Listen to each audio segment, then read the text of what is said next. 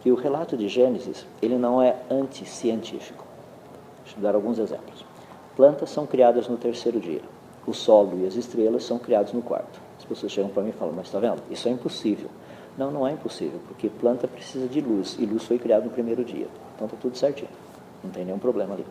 Quando a Bíblia fala do terceiro dia, por exemplo, quando as plantas foram criadas, Deus diz assim, ajuntem-se as águas num só lugar e apareça a porção seca. A palavra hebraica é singular, é uma porção seca, ou seja, é aquilo que nós chamamos de Pangeia.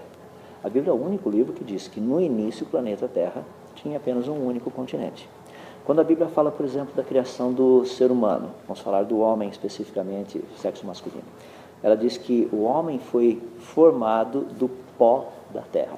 A palavra pó, na língua hebraica ali, é muito interessante. Se você pegar a Septuaginta, que usa o grego, você vai perceber que a palavra pó significa a menor partícula possível.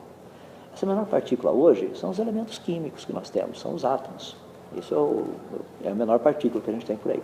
Só que a Bíblia nos diz que o ser humano foi feito do pó da terra, ou seja, do pó daqui, desse planeta. É fascinante porque 60 elementos químicos específicos que nós temos no nosso corpo, você encontra no solo da terra também.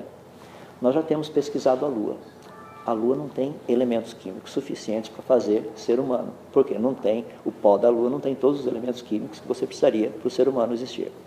Marte é a mesma coisa, Vênus é a mesma coisa, Mercúrio é a mesma coisa, as luas que já foram estudadas.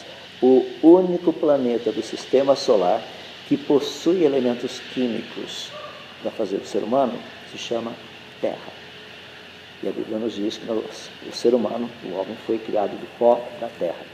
Quando nós chegamos na criação da mulher, as pessoas criticam, falam, mas esse exemplo aí, a maneira como a Bíblia coloca, é um absurdo. Olha só, Deus faz cair pesado sono sobre o homem, ele adormece, daí Deus tira uma costela, ele fecha o lugar com carne, dessa costela ele transforma numa mulher. Isso é um absurdo. Eu falei, não, eu estou usando um linguajar para que qualquer pessoa entenda. Olha como toda a descrição está correta. Deus faz cair pesado sono sobre Adão e ele adormeceu. Isso é anestesia geral. Ele iria ser operado. Deus retira uma costela. Por que Deus tirou a costela?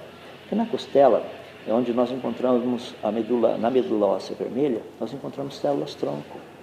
Então, se você vai clonar alguém, ali é o lugar de tirar. E o texto diz ainda que Deus fecha o lugar com carne, ou seja, cirurgia plástica, cirurgia de reparação, para não ficar nada defeituoso. Ele diz que ele transforma essa costela numa mulher, ou seja, ali tem material genético para você fazer a clonagem e a engenharia genética. Agora, olha como uma coisa é fascinante até nos pequenos detalhes. O homem possui cromossomos X e Y. Para Deus transformar esse material genético do homem numa mulher, ele só precisa duplicar o X. Então, se Deus tivesse começado com uma mulher, ele teria que criar o Y do nada. Mas ele começou do homem. O sistema a proposta dele está correta. Primeiro o homem, depois a mulher. Toda a sequência que é proposta ali para a criação da mulher, nós na ciência trabalhamos com isso hoje.